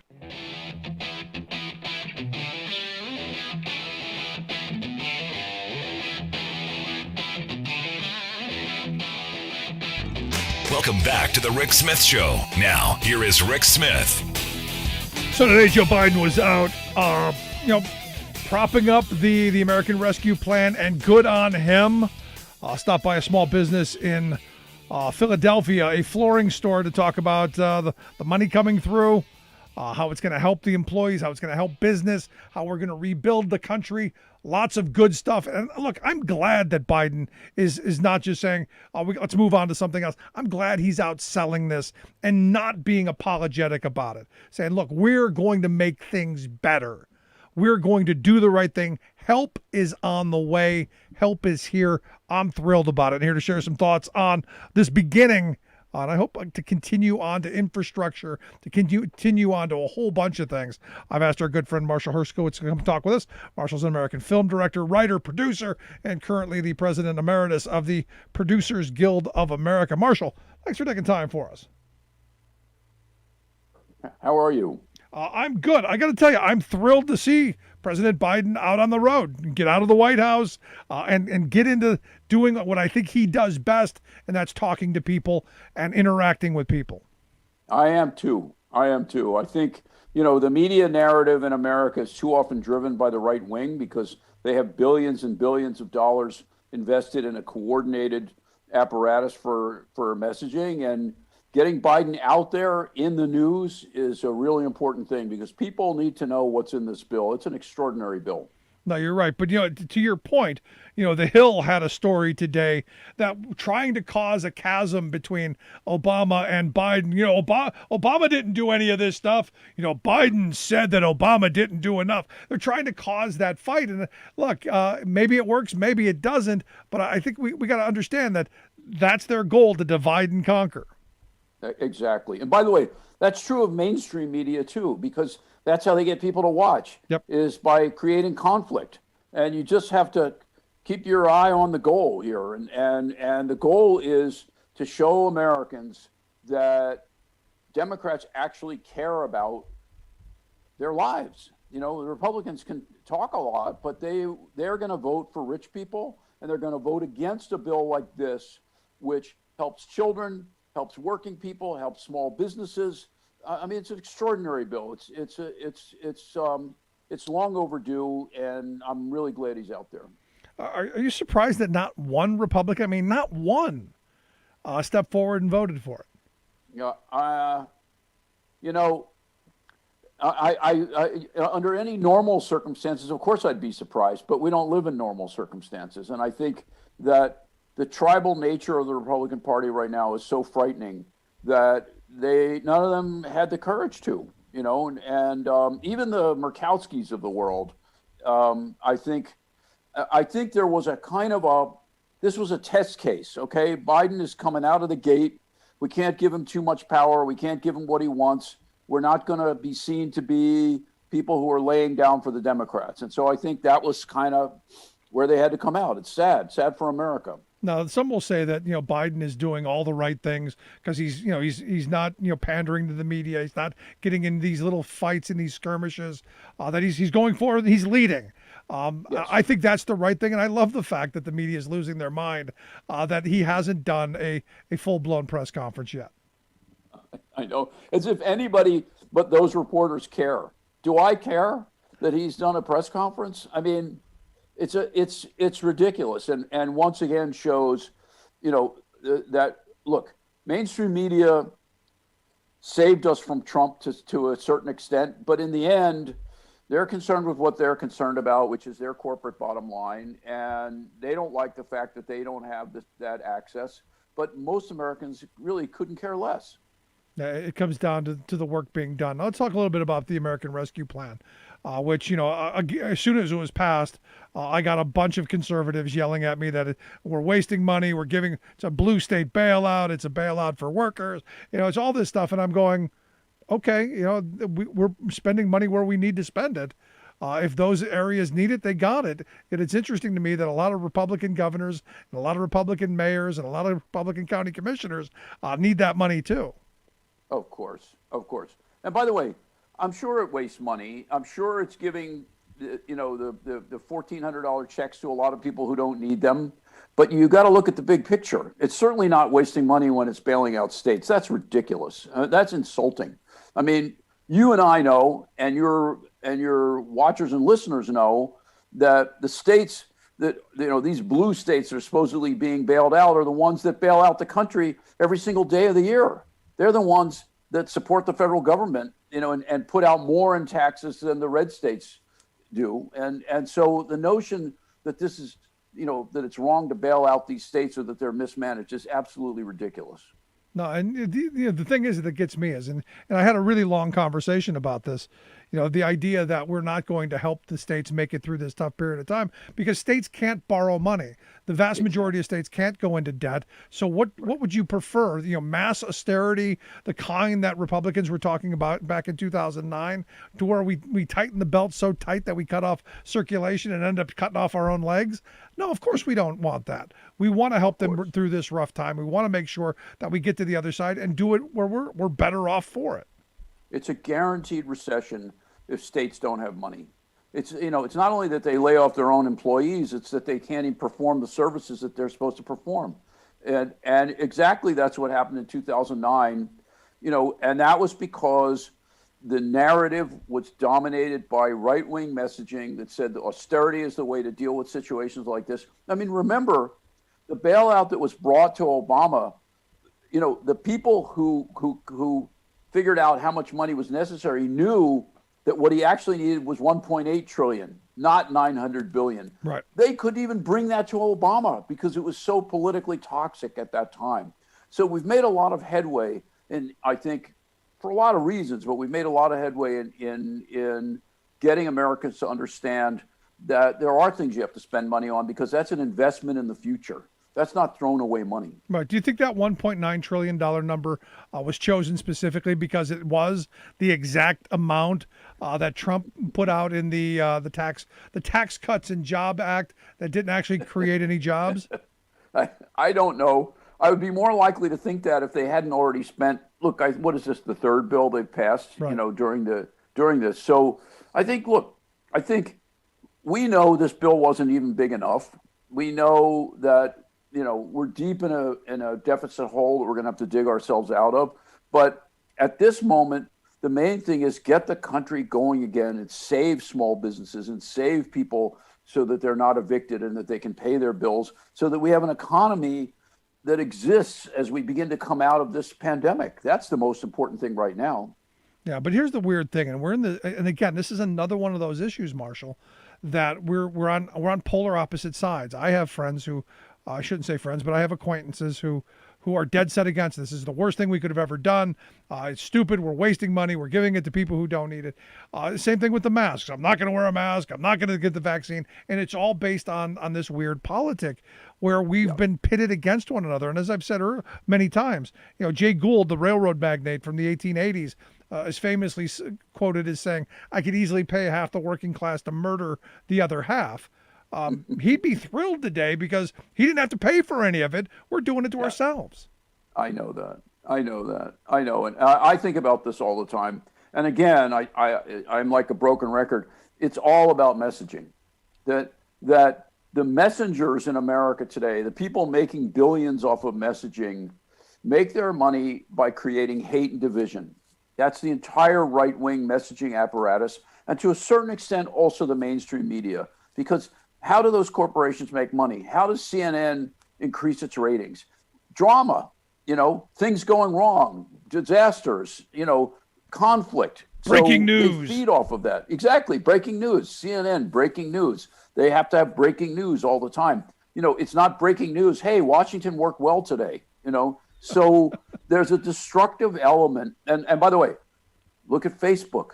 Facebook is maybe the most destructive element in society today. Although, frankly, I think, when people talk about how this era began with Rush Limbaugh, and here you are, trying to counterbalance something that still exists 35 years later, right-wing radio, which then spawned right-wing television and Fox News.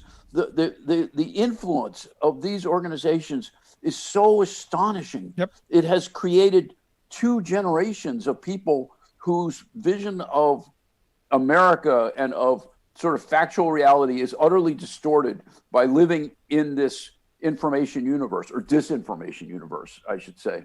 No, and to your point, I started this program 16 years ago because a lot of my truck driver buddies were spewing the kind of anti-union, anti-worker stuff that would come out of Limbaugh's mouth. We could make more money here if there was no union. The union doesn't do anything for us. It's because what they were being reinforced constantly. And yet they kept staying because there was nothing out there that paid comparable or treated them better, which was just this weird dynamic. So I said, I got to start something to add some bit of balance. And that's how we began this little program. And understand, you're so spot on that the entire talk radio market is bought and paid for by big money and big, the billionaires and these big corporations.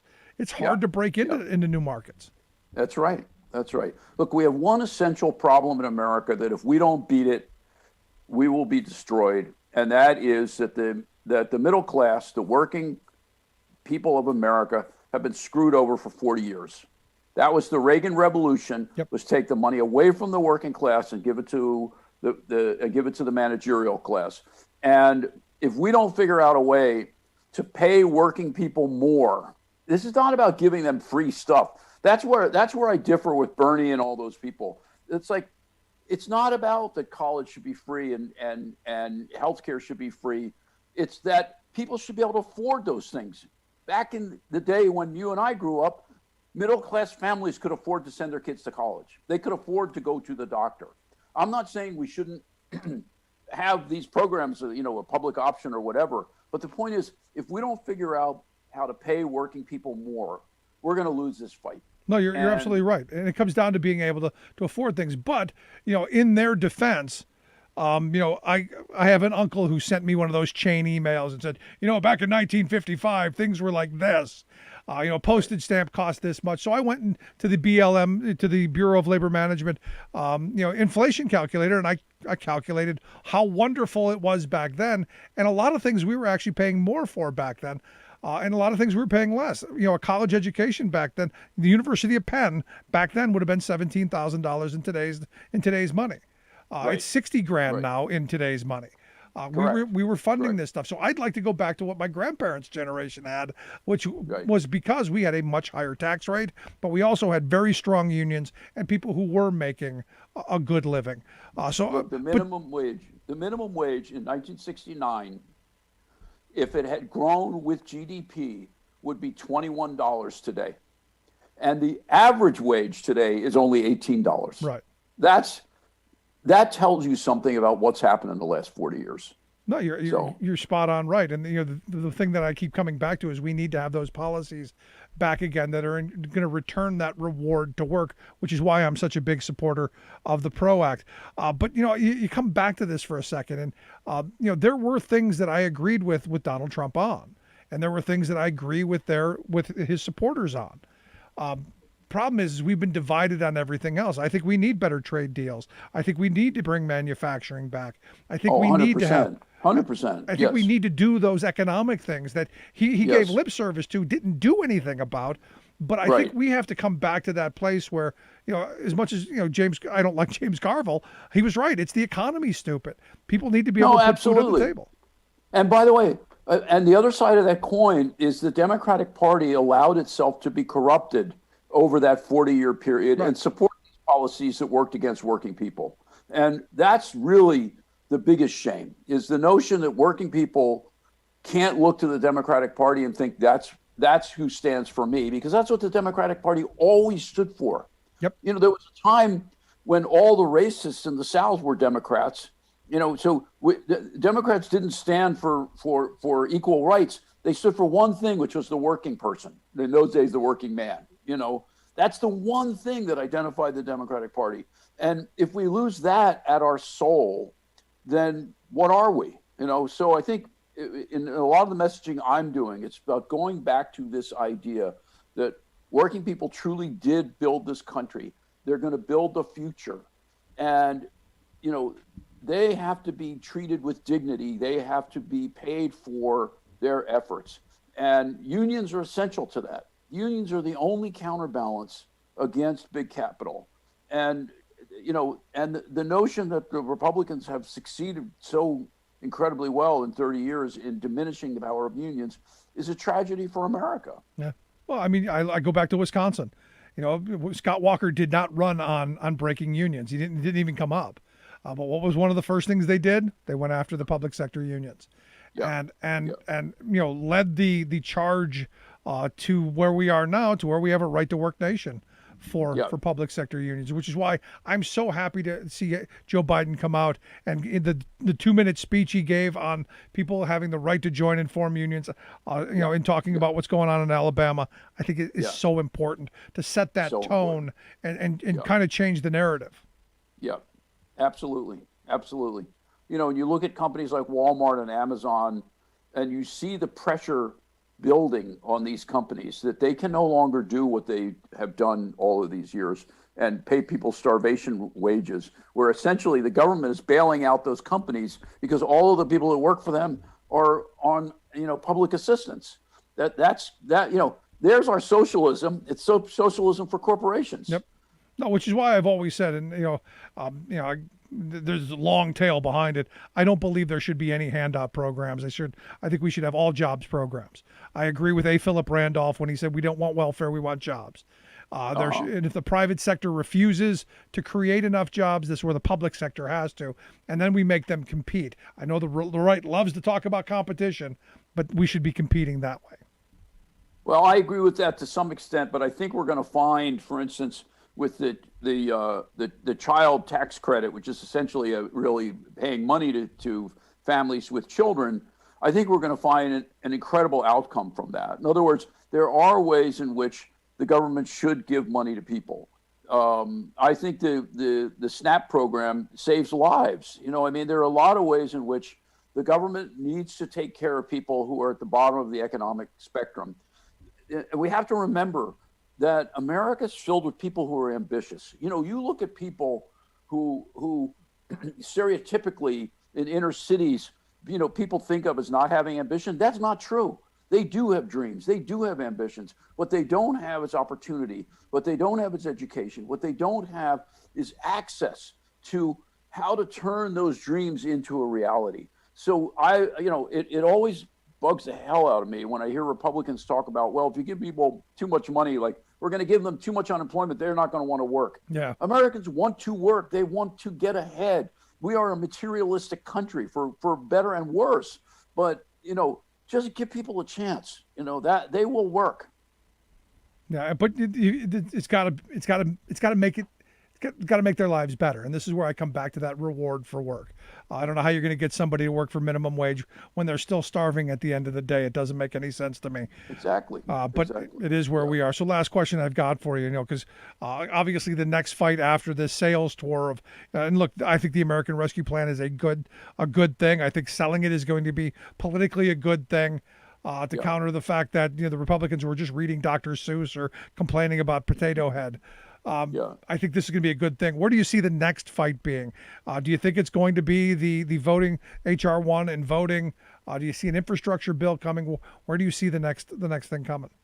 I wish it were the infrastructure bill because we need to do that. But I fear it's going to be the voting rights thing because it's insane what's happening right now. What is it? 44 states are passing bills or probably going to pass bills that suppress voting. Yeah. I mean, it is essential that we bring this fight to the public. I come back to messaging again because we're just so bad at it on the left. We just don't have the apparatus to to get that message out there that these are Americans. This is America. This is what we stand for.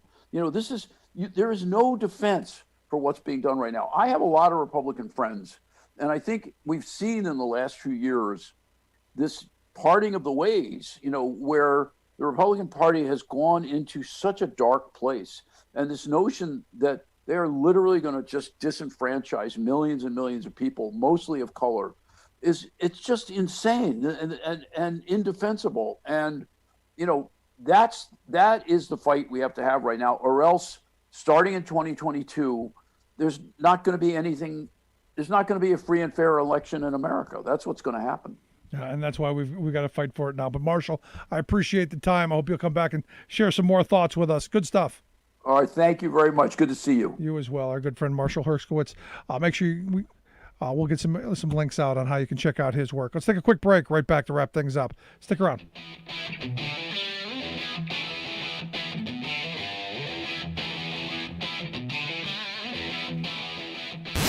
Saving work in America, one show at a time. The Rick Smith Show.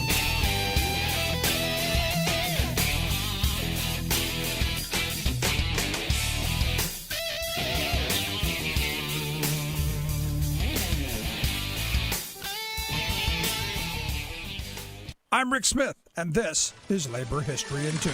Too long have others spoken for us. Those were the words published on this day in labor history. The year was 1827. This was the message of the co-editors of Freeman's Journal, the first black newspaper in the United States. Slavery had been outlawed in New York that same year. A group of prominent free African Americans from the Northeast gathered in New York to discuss forming a newspaper. As a result, two young black New Yorkers, John Brown Russwurm and Samuel Cornish, founded the Freeman's Journal. It gave a voice to the 300,000 African Americans living in the North. Black people had been almost entirely left out of the mainstream press or were treated with racism. This new paper focused on black perspectives. It reached 11 states. Its pages covered news and events and took a stand against slavery and lynching. While the paper only lasted a few years, it had done something bigger. It launched the idea of a black press. More black-owned newspapers followed.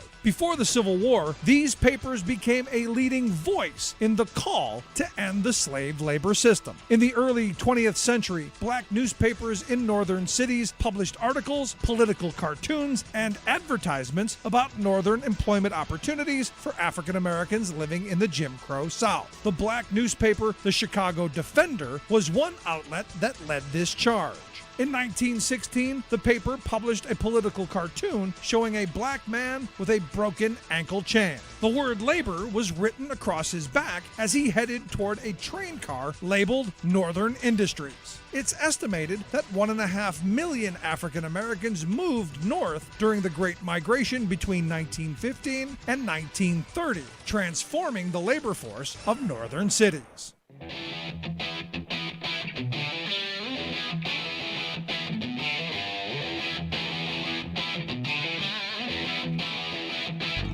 Welcome back to the Rick Smith Show. Now, here is Rick Smith. So evidently today Donald Trump came out of his hole. Was on Fox News with Maria Bartiromo. Same old shtick. Yeah, there's no new material, and I'm like, you need a new routine. If you were a comedian, you need a new routine. It's old, it's tired. And I can't believe Fox News bothered to put him on. We're not going to go through it. It's the same old, they should have overturned it. The Supreme Court with a bunch of wimps. Same thing. Get a new routine. You've lost. Move along. Now, I do find it interesting that some of the faithful not doing so well in their court filings. Evidently, one guy who was accused of stealing one of the police officers' badges during the January 6th seditious assault, evidently he's back in jail and is going to sit in jail until his trial, and they haven't scheduled the trial yet. Evidently, this guy stole the badge and buried it in his backyard. It's one of those things where you go, wouldn't you just get rid of it? Because they can find that stuff. Not the brightest. Evidently, the reason that the federal district judge ordered this Thomas Sibik, back to jail is evidently he can't be trusted to abide by his bail, they're saying. He is convinced of the righteousness of his action. And that, he enthusiastically, participated in the attack. And the concern was, he's going to cause more trouble. So they locked him up. And good. That's what you do with criminals. Lock them up. And he was one of the guys at the rallies chanting to Hillary, lock her up. You just know it. That is what it is. Anyway, if you missed any of today's program, thericksmithshow.com. That's where you go to get the podcast, the Rick Smith Show app on the smartphone. Take the program on the go wherever you go. And as always, you can email me, rick@thericksmithshow.com. Lots yet to come. Good on Joe Biden for the American Rescue Plan and getting out there and actually selling it and telling us what's in it. Good on him, man. We'll be back tomorrow. Thanks so much for being here.